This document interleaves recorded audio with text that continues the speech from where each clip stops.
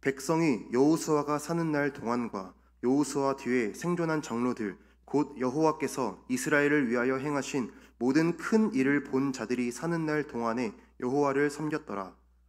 여호와의 종 눈의 아들 여호수아가 110세에 죽음에 무리가 그의 기업의 경내 에브라임 산지 가야스 산 북쪽 딥낫 헤레스에 장사하였고 그 세대의 사람도 다 그 조상들에게로 돌아갔고 그 후에 일어난 다른 세대는 여호와를 알지 못하며 여호와께서 이스라엘을 위하여 행하신 일도 알지 못하였더라. 이스라엘 자손이 여호와의 목전에 악을 행하여 바알들을 섬기며 함께 읽겠습니다. 애굽 땅에서 그들을 인도하여 내신 그들의 조상들의 하나님 여호와를 버리고 다른 신들 곧 그들의 주위에 있는 백성의 신들을 따라 그들에게 절하여 여호와를 진노하시게 하였으되. 아멘. 방금 읽은 사사기 2장 7절에서 12절을 말씀을 중심으로 신앙 전수의 사명이라는 제목으로 함께 말씀을 나누도록 하겠습니다. 여러분 혹시 챗 GPT라고 들어보신 적이 있습니까? 요즘에 굉장히 핫한 인공지능 서비스인데 정말 모르는 사람이 없을 정도로 굉장히 유명한 그런 서비스입니다. 이게 어떠한 서비스냐면 생성형 인공지능이라는 것인데 그 챗 GPT 프로그램에 들어가서 어떠한 질문을 하던 그 질문에 대해서 인공지능이 인터넷에 있는 그 자료들을 다 순식간에 몇 초 안에 정리해서 글을 써주는 그런 기능이 챗 GPT입니다. 그래서 이게 정말 이 논문도 몇 초 안에 써내고, 저도 테스트로 한번 해봤는데 설교문을 한번 작성해줘 이렇게 입력값을 넣으니까 정말 제가 말한 대로 설교문을 10 몇 초 만에 정말 논리정연하게 잘 작성하는 그런 것을 보았습니다.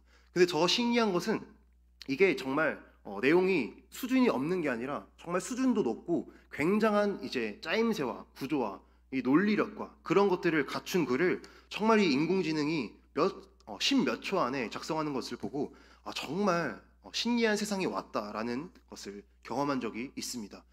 또 기독교 이런 인공지능 어플 중에 초원이라고 하는 그런 어플이 있는데 이것도 어떤 거냐면 우리가 신앙생활을 하면서 가지는 그런 질문들, 그런 어떤 신앙의 고민들을 이 어플에 질문을 하면은 이 AI가 또 인터넷에 있는 목사님들의 어떤 말씀과 글들을 다 금방 조합해서 저의 질문에 대한 답을 성경 구절과 함께 겉면의 메시지를 주는 그런 기계도 어플도 있습니다. 또 비슷한 종류로 독일에서는 2019년에 AI 목사라는 그것이 나왔다고 합니다. 그래서 기계인데 그 로봇이 실제로 예배도 인도하고 성경 봉독도 하고 설교도 한다고 합니다. 우리가 상상을 해봤으면 좋겠습니다. 우리가 주일날 예배를 드리기 위해 딱 예배당에 모였는데 오늘의 말씀은 우리 AI가 해주시겠습니다 하고 로봇가 만약에 설교를 한다면 우리의 기분이 어떨까요? 근데 그 내용은 사실 굉장히 좋습니다. 그 AI가 진짜 그 설교문을 정말 내용이 잘 작성하는데 우리의 기분은 사실 좀 꺼림칙한 기분이 들 것입니다. 왜냐하면 로봇이기 때문에. 정말 그 로봇가 지식은 잘 전달할 수 있을지는 몰라도 하나님과의 관계에서 흘러나오는 하나님을 사랑하는 마음이라던가 하나님의 뜻이라던가 그 하나님의 마음은 전달하기가 어렵다고 생각을 합니다. 정말 우리 목사님이 한 주 동안 우리 성도님들을 위하여 기도하면서 감동하여서 받은 그런 설교 말씀, 그 말씀으로부터 흘러나오는 그 하나님의 그 말씀과 그런 어떤 영성들, 마음들, 그것이 과연 로봇에게도 있을까? 이런 것을 생각해 볼 때 없다는 것이죠. 그런 것이 단순히 지식만 나온다는 것이죠. 제가 왜 이 AI 이야기를 갑자기 했냐면 우리가 하나님을 믿는 일에 있어서 과연 지식만이 전부일까라는 생각을 한번 해보았으면 좋겠습니다. 과연 우리가 지식만 잘 갖고 있다면 우리가 이 신앙을 지킬 수 있을까?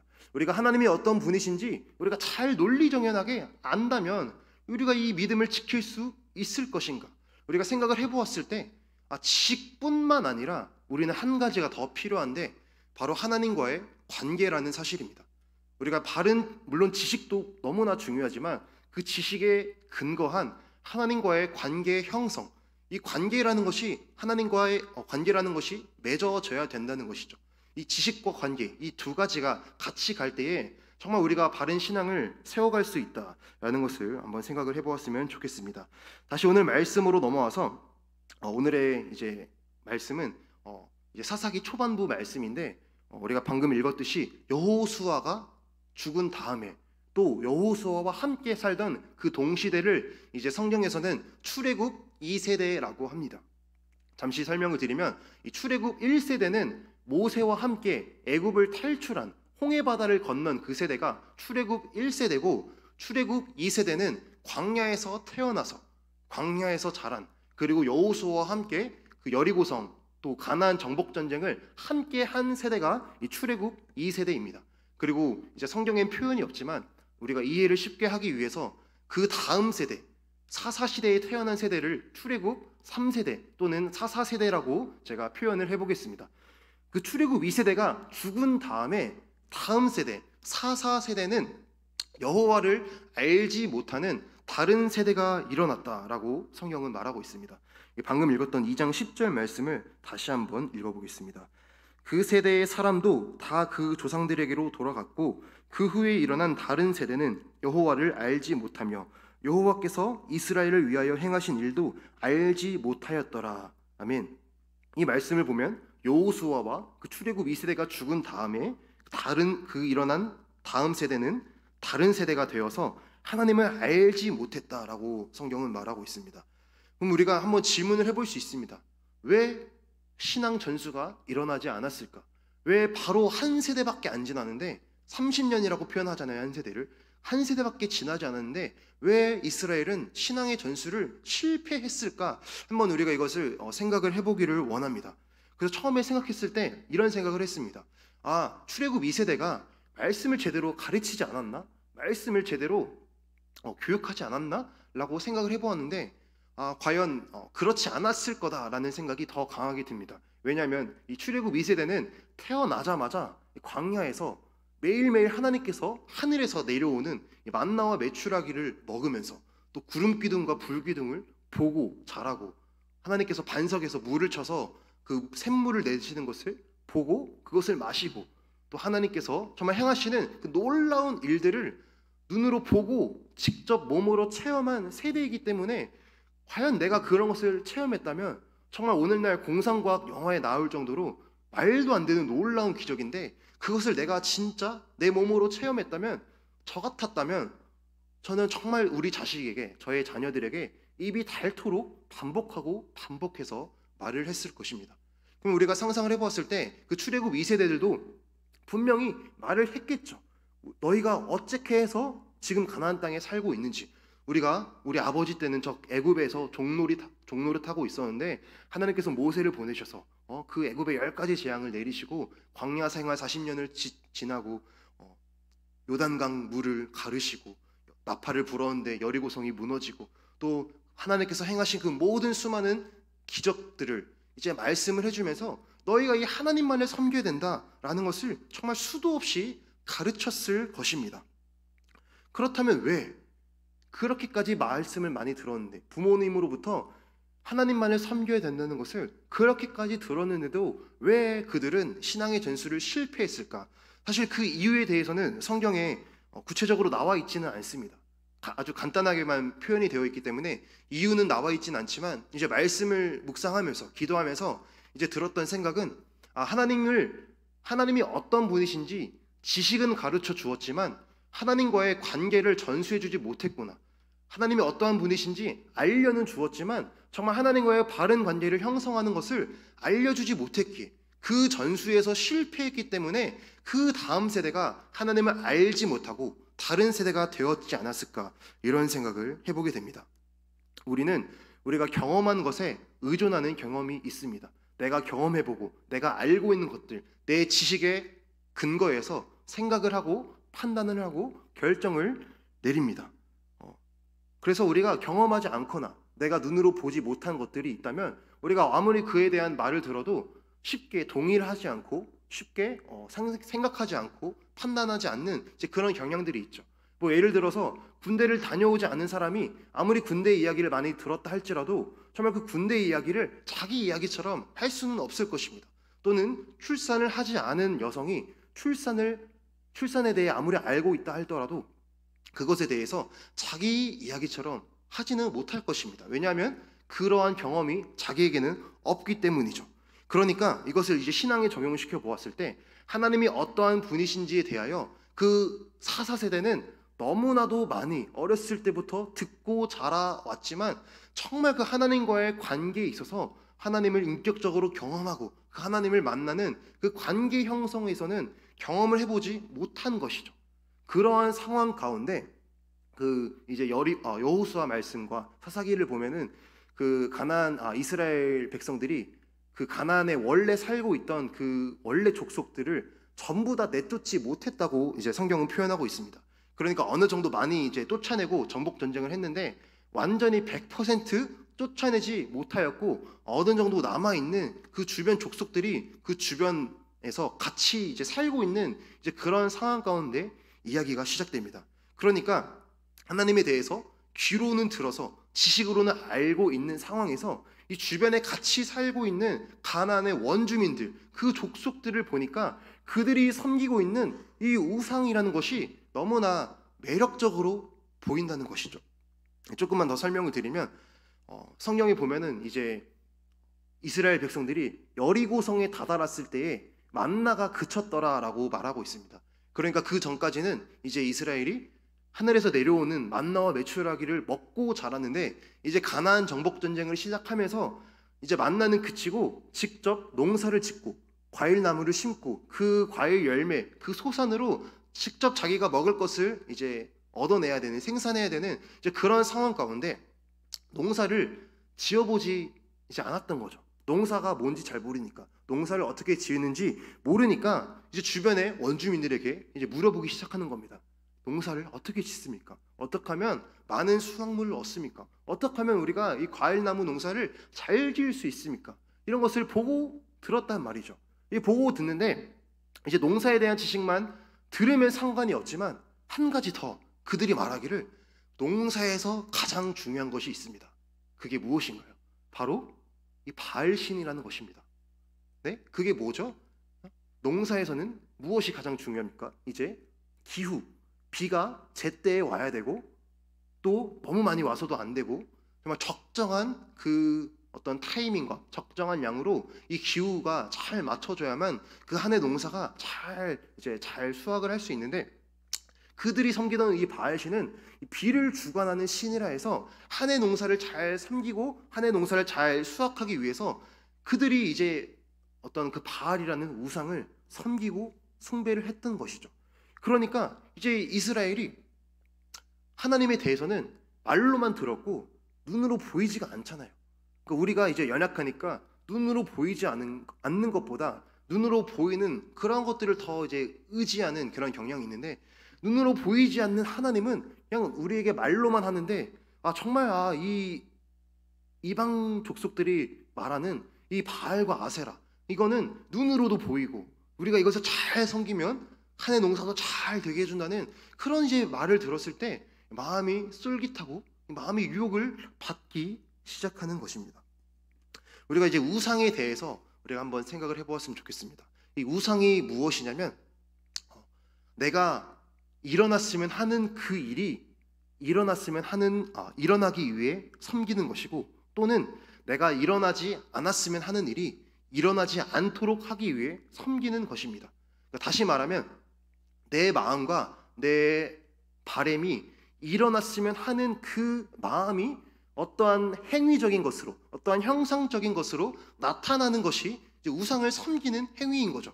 그래서 우리나라 고대의 그런 우상들 민속 종교 이런 걸 보면은 달이 뜰 때 달을 보고 기도를 한다거나 물 한 바가지를 떠나놓고 기도를 한다거나 정승 앞에서 절을 하면서 기도를 한다거나 불상 앞에서 108배를 하면서 기도를 한다거나 근데 그 기도가 무엇입니까? 전부 다 이제 내가 일어났으면 하는 일들이 일어나게 해주세요. 또는 이거는 안 일어났으면 좋겠습니다. 이거는 막았으면 좋겠습니다. 하는 일이 안 일어나게 해주세요. 이제 그런 마음들이 표출되는 것이 우상숭배의 형태로 나타나는 것이죠.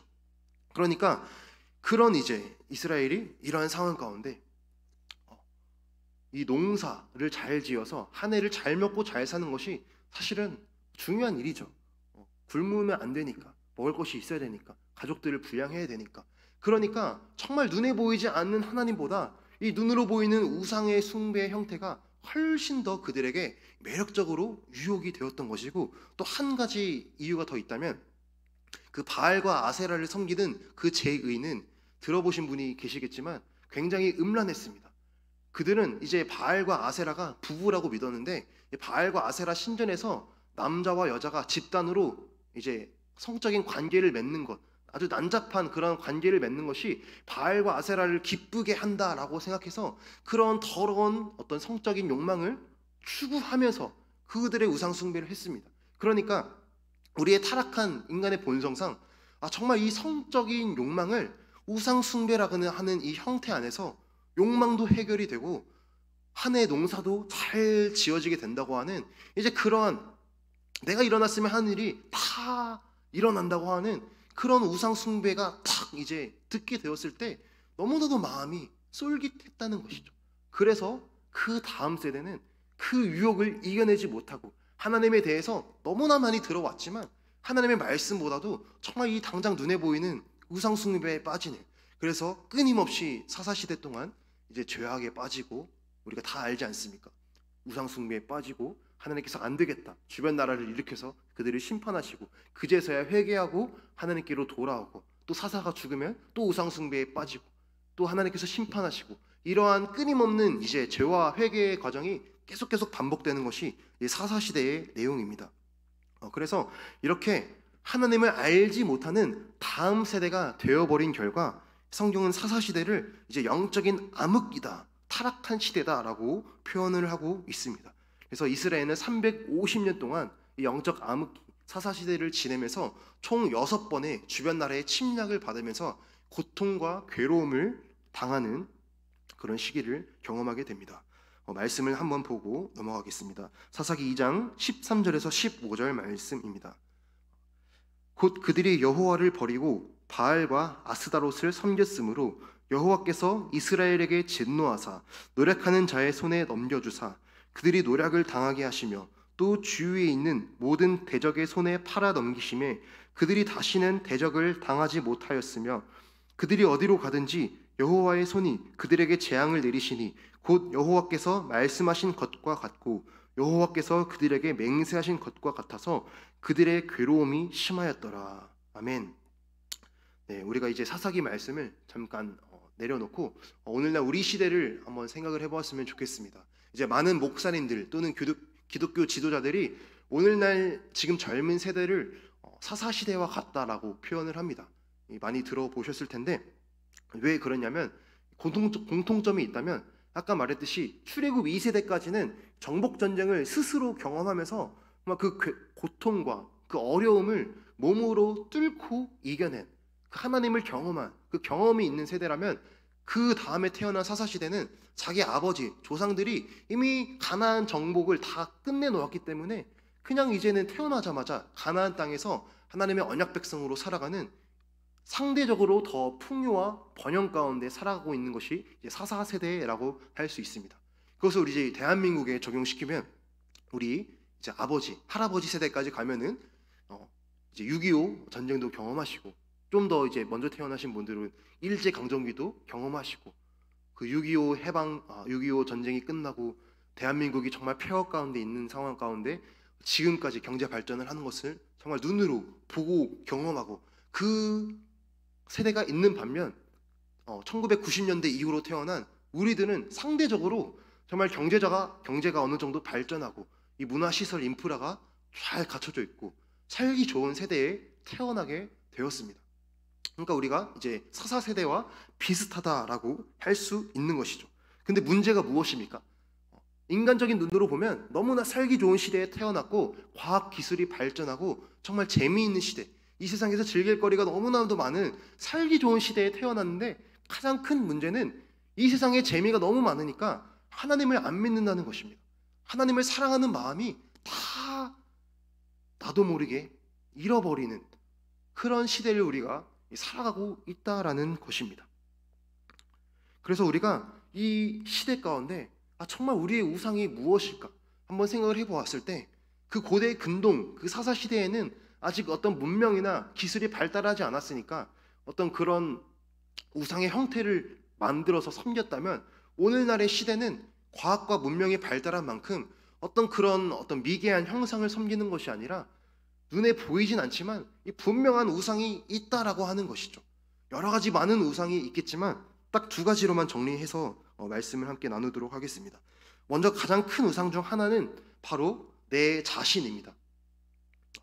우리가 살아가면서 모든 삶의 기준이 내가 되고, 내 기분과 내 감정과 내 욕망과 내 욕구, 내 기쁨을 위해서 이 모든 것이 맞춰졌으면 좋겠어 라고 하는 이 그런 어떤 시대적인 메시지들, 내 쾌락을 위해서라면 이 모든 것을 해도 돼, 이런 어떤 생각들, 그러한 것들이 오늘날 여러 가지 어떤 부작용으로 나타나고 있는데, 뭐 좀 극단적인 사례로 보면은 학생들이 교권을 침해한다던가, 선생님의 말을 안 듣고 그냥 막 말한다던가, 막 행동한다던가, 이런 것으로 표출될 수도 있겠고, 또는 내 즐거움과 내 쾌락을 위해서라면 정말 손에 대면 안 될 것까지도, 마약까지도 손을 대면서 내 쾌락을 위해 살아가는 이제 그러한 시대를 우리가 살아가면서, 정말 내 자신이 우상이 되는 시대구나, 육신의 즐거움이 우상이 되는 시대를 살아가고 있구나라는 것을 우리가 생각을 해볼 수 있습니다. 저도 정말 너무나 힘든 것이 유튜브 보는데 너무 많은 시간을 빼앗긴다는 것입니다. 처음에는 뉴스를 본다거나 필요한 것을 본다는 거나 내가 필요한 어떤 것을 보다가도 어느새 나도 모르게 유튜브 알고리즘 가운데 계속 나타나는 그러한 것을 보면서 또 나중에 드는 생각은 내가 이걸 안 봐도 됐었는데 또 이걸 봐서 1시간, 2시간 어느새 지나고 있고, 밤에 잠을 자야 되는데 유튜브 처음에는 필요한 것을 본다고 켜면서 또 다른 것을 보게 되고, 이런 것 때문에 또 하나님과의 교제하는 시간을 잃어버리게 되고, 이런 이제 저의 연약함을 보면서도 진짜 이 시대가 편리한 만큼 죄의 유혹이 쓰나미처럼 몰려오고 있는 시대구나. 또 우리가 어떻습니까? 드라마나 영화나 모든 미디어 콘텐츠를 우리가 마음만 먹으면 밤새도록 즐기면서 볼 수 있는 나의 쾌락과 즐거움을 위해서라면 인터넷에 있는 모든 자료들을 우리가 손쉽게 접하면서 그것들을 누리고 즐기면서 살아가고 있지만, 과연 그것들이 정말 하나님과의 관계를 도와주는가? 하나님과의 관계 형성에 있어서 도움을 주는가? 아니면 하나님의 사랑을 잊어버리게 만들고 옅어지게 만들어서 결국 내가 정말 무늬만 크리스천이 되어가고 있지는 않는가? 이런 것을 질문해 보았을 때 우리가 정말 이러한 유혹들 안에서 정신을 바짝 차려야 되겠구나라는 것을 생각을 해볼 수 있습니다. 성경은 분명히 말하기를 너희가 육신의 즐거움을 따라 살아가는 것이 아니라 영으로서 몸의 행실을 죽이라 라고 말하고 있습니다. 또 성경의 말세에는 쾌락 사랑하기를 하나님 사랑하는 것보다 더한다라고 말씀하고 있습니다. 그러니까 우리가 끊임없이 죽도록 쾌락을 즐길 수 있는 시대를 살아가면서 우리가 이런 것들을 분별하고 절제하고 내 삶을 분리시켜서 하나님 앞에 바로 서는 그런 시간의 결단이 있어야 된다는 것이죠. 로마서 8장 11절 14절 말씀을 보면, 그러므로 형제들아 우리가 빚진 자로 돼 육신에게 져서 육신대로 살 것이 아니니라.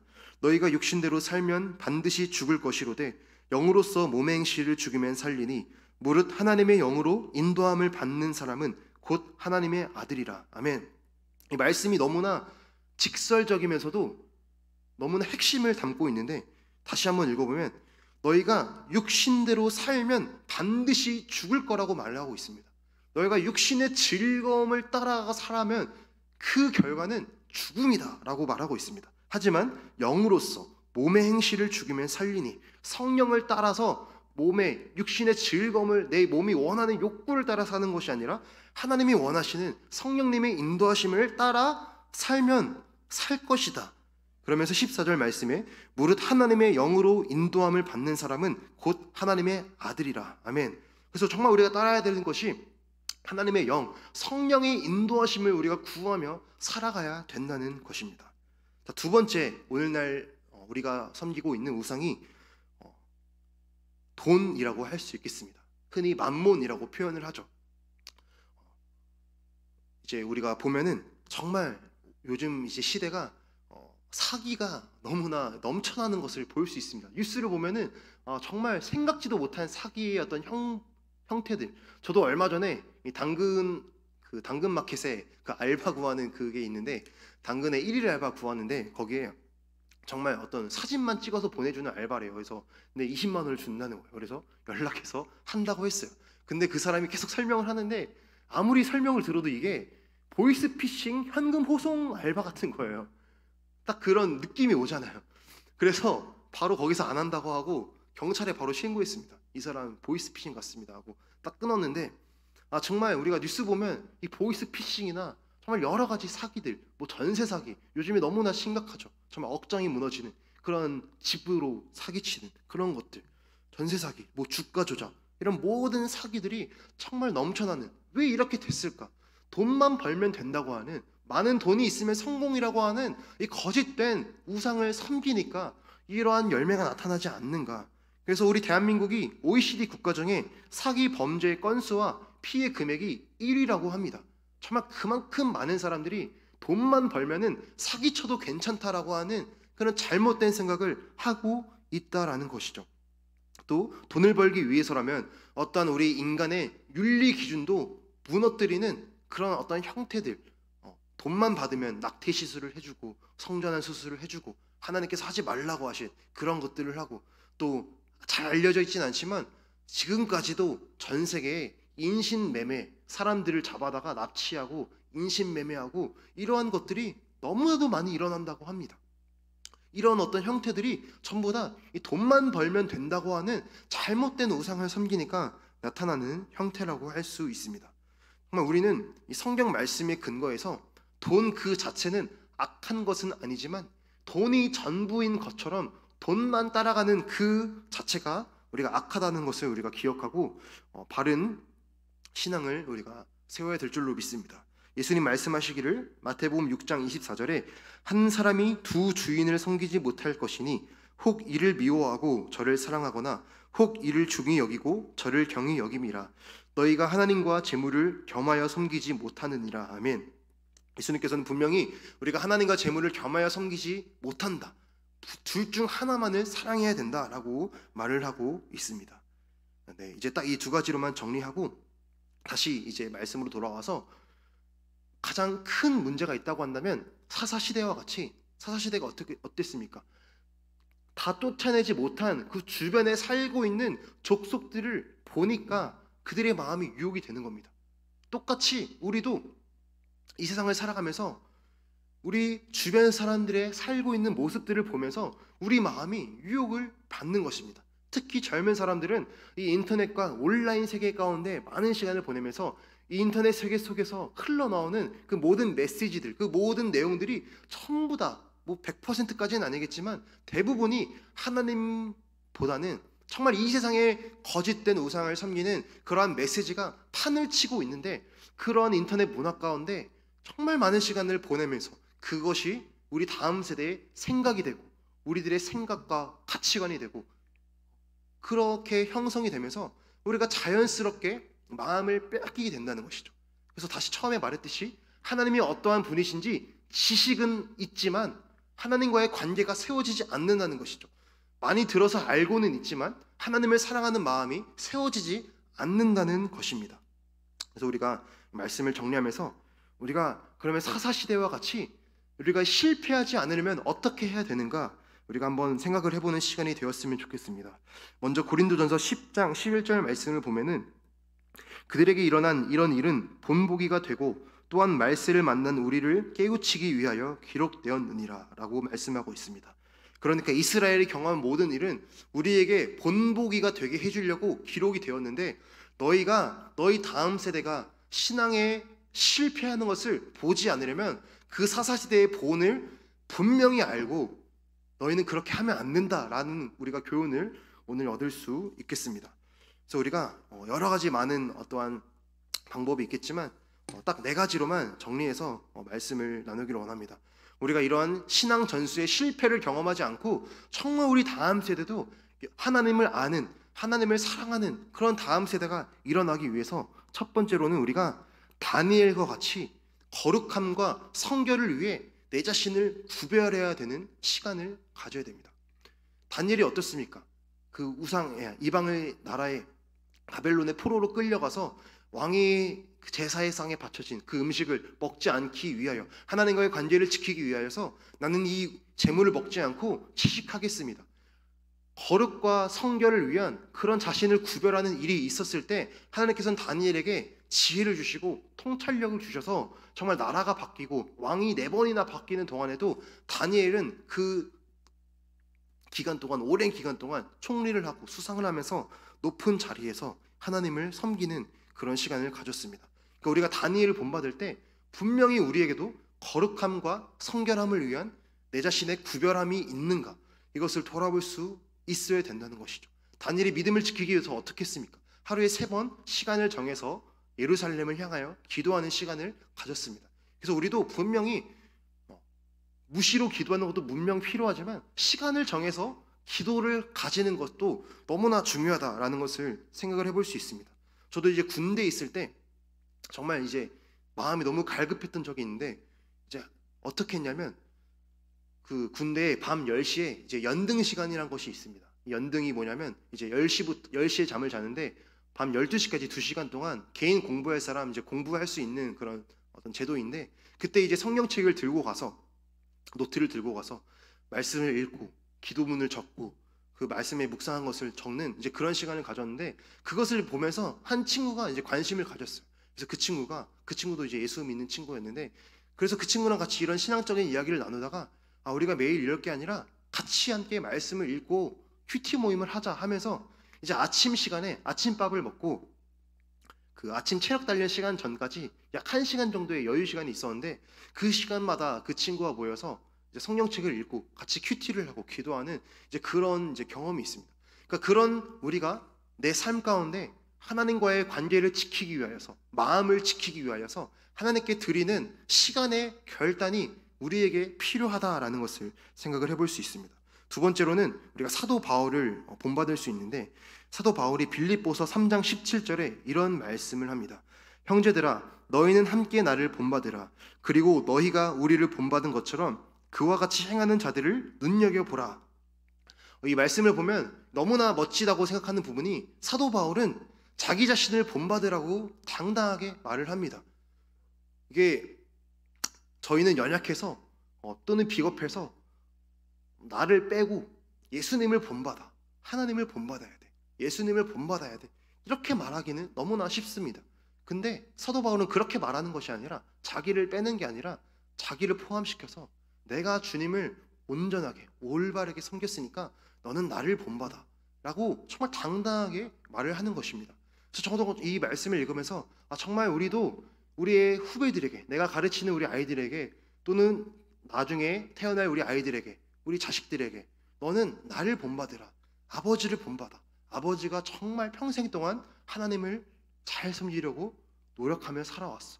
너는 나를 본받아 라고 말할 정도로 하나님과의 정말 바른 관계의 삶이 나에게 있는가, 이 부분을 우리가 생각을 해보았으면 좋겠습니다. 그래서 결국에 우리는 말이 아니라 삶으로 평가된다는 것을 다시 한번 기억하고, 하나님, 내가 말쟁이가 되지 않기를 원합니다. 성경 말을 머리로만 알고 행동하지 않는 그런 바리새인과 같이 되지 않게 도와주시고, 하나님, 내가 말씀을 아는 대로 살아갈 수 있게 도와주세요 라고 기도했으면 좋겠습니다. 자, 세 번째로는 우리가 성령님의 일하심을 위해 기도해야 된다는 것이죠. 아까 말했듯이 다음 세대에게 하나님을 향한 지식은 있었지만 관계가 형성되지 않았을 때 유혹 앞에 무너지는 것을 보았습니다. 이것을 이기려면 정말 우리 다음 세대, 우리 개개인이 하나님 앞에 인격적으로 하나님을 만나는 그러한 시간이 있어야 된다는 것이죠. 회심의 시간이 있어야 된다는 것이죠. 저도 이제 중학교 3학년 때 수련회를 가서 뜨겁게 회개하고 예수님을 이제 만나는 경험이 있었는데, 그 전에도 저는 이제 아버지가 목사님이어서 어렸을 때부터 교회를 나가고 수도 없이 말씀을 듣고 수도 없이 예배를 드리면서 예수님의 십자가에 대해서 머리로는 너무나 잘 알고 있었지만, 그럼에도 불구하고 저는 정말 그 뜨거운 회심의 사건 이후에 정말 예수님이 믿어지고 내 안에 그 사랑이 느껴지고 경험되어지고, 그때부터 기도를 하고 성경을 읽고 이런 시간을 가졌습니다. 그러니까 우리 다음 세대가 정말 인격적으로 하나님 앞에 바로 서는 회심을 경험하는 그러한 시간이 있게 해달라고 우리가 구체적으로 기도를 해야 된다는 것이죠. 우리가 이제 교사들 모여서 아이들을 위하여 기도하는 것이, 하나님, 오늘 우리 아이들이 말씀을 듣고 하나님을 알아가는 것을 넘어서서 하나님을 사랑하는 아이들이 되기를 원합니다. 이렇게 기도를 합니다. 왜냐하면 아무리 지식이 들어가도 그 마음 가운데 이 사랑이 들어가지 않으면, 하나님을 향한 그 믿음이 세워지지 않는다면 정말 위험하다. 정말 하나님 얼마나 가슴 아프실까, 이런 생각을 하게 됩니다. 아무리 예배를 드려서 하나님은 이런 분이십니다, 말씀을 아무리 많이 들어도 그 마음 가운데 하나님을 향한 사랑이 자라나지 않는다면 나머지 일주일 동안 스마트폰과 게임과 여러 가지 유혹 가운데 그런 것들을 즐기면서 다시 살다가 다시 하나님 주일날 예배 드리고 그런 것들을 반복하는, 물론 그 예배가 의미 없다는 것은 아니지만 정말 우리가 그 아이들을 위하여서 그 아이들의 신앙의 회심의 사건을 위하여 분명히 기도해야 될 줄로 믿습니다. 우리가 잘 아는 어거스틴이라고 하는 초대교회 교부 목사님이 있습니다. 이 어거스틴이 얼마나 위대한 사람이냐면, 이 초대교회 때는 교리라는 것이 형성이 되어 있지 않았던 시기입니다. 오늘날 우리는 이제 교리가 아주 잘 정리되어서 이단 교리를 다 이제 분별할 줄 알고 교리가 바르게 다 정립이 되었는데, 그 초대교회에는 교리가 정립되지 않아서 이단 사상이 일어날 때보다 이게 진짜 성경인가, 이단이 맞는가, 원래 정통 기독교가 맞는가, 끊임없이 이제 성경을 가지고 고민하고 토론하고 싸우는 이제 그런 과정이 있었습니다. 그러니까 그 어거스틴은 초대 이 교리를 바르게 정립한 그런 사람으로 이 기독교의 어떤 머릿돌, 아무튼 좀 초기에 기둥을 잘 잡은 사람이라고 생각을 할 수 있습니다. 그런데 이 위대한 어거스틴도 33년 동안 33살이 될 때까지 방탕한 인생을 살았는데, 자기의 원래 부인을 내두고 바람이 나서 처와 함께 따로 살 정도로 굉장히 문란하고 방탕한 삶을 살았습니다. 그런데 어거스틴의 어머니 모니카라는 사람이 자기 아들을 위해 평생을 하루도 빠짐없이 기도하는 겁니다. 하나님, 어거스틴이 회개하고 하나님을 바로 믿게 도와주세요. 하나님이 바로 서게 도와주세요. 평생을 기도했을 때 33살의 나이에 하나님 앞에 회개하고 회심하고 그때부터 하나님을 바로 믿기 시작하는데, 그 뛰어난 머리와 그의 천재성이 결국 기독교의 초기 기틀을 잘 다지는 놀라운 이제 믿음의 사람으로 쓰임받게 됩니다. 그래서 우리가 분명히 우리 아이들, 다음 세대를 위하여서 이 신앙의 경험을 할 수 있게 해달라고 기도해야 될 줄로 믿습니다. 마지막으로 네 번째, 우리가 신앙의 공동체 안에서 서로 연합을 해야 된다는 것입니다. 전도서 4장 12절 말씀에 한 사람이면 패하겠거니와 두 사람이면 맞설 수 있나니 세겹줄은 쉽게 끊어지지 아니하느니라. 아멘. 이 말씀을 보면 우리가 정말 혼자서 신앙을 지킨다는 것이 너무나 어렵다는 것을 알 수 있습니다. 하지만 같이 교회에 나와서 같은 믿음을 가지고 있는 우리 공동체 사람들과 함께 기도 제목을 나누고 나의 고민을 나누고 나의 어떤 삶을 나누고 서로를 독려하며 서로를 위로해 주었을 때 그 힘으로 우리가 더욱더 믿음을 지킬 수 있다라는 것이죠. 그래서 우리가 이 믿음의 공동체를 정말 잘 형성해서 이 다음 세대도 이 믿음의 공동체 안에서 믿음을 잘 가질 수 있도록, 하나님과의 바른 관계를 형성할 수 있도록 우리가 도와주고 기도하는 우리 모두가 되기를 원합니다. 말씀을 다시 한번 정리하면, 우리가 하나님을 알아가는 것이 지식으로만 다 되는 것이 아니라 하나님과의 바른 관계가 형성되어야 되는데, 그것은 하나님 앞에, 십자가 앞에 정말 인격적으로 회개하는 그 회개의 경험이 있어야 됩니다. 그래서 우리가 먼저는 나부터가 하나님 이 믿음을 잘 지킬 수 있게 도와주시고, 나부터가 이 십자가 떠나지 않게 도와주시고, 나부터가 평생에 주님 나라 가는 그날까지 이 십자가 앞에 바로 설 수 있게 해달라고 기도하고, 또 우리의 후배 세대들, 우리의 다음 세대, 우리의 자녀 세대들도 하나님 이 십자가를 경험하게 도와주시고 이 십자가의 신앙으로 끝까지 믿음을 지키면서 살아갈 수 있게 해달라고.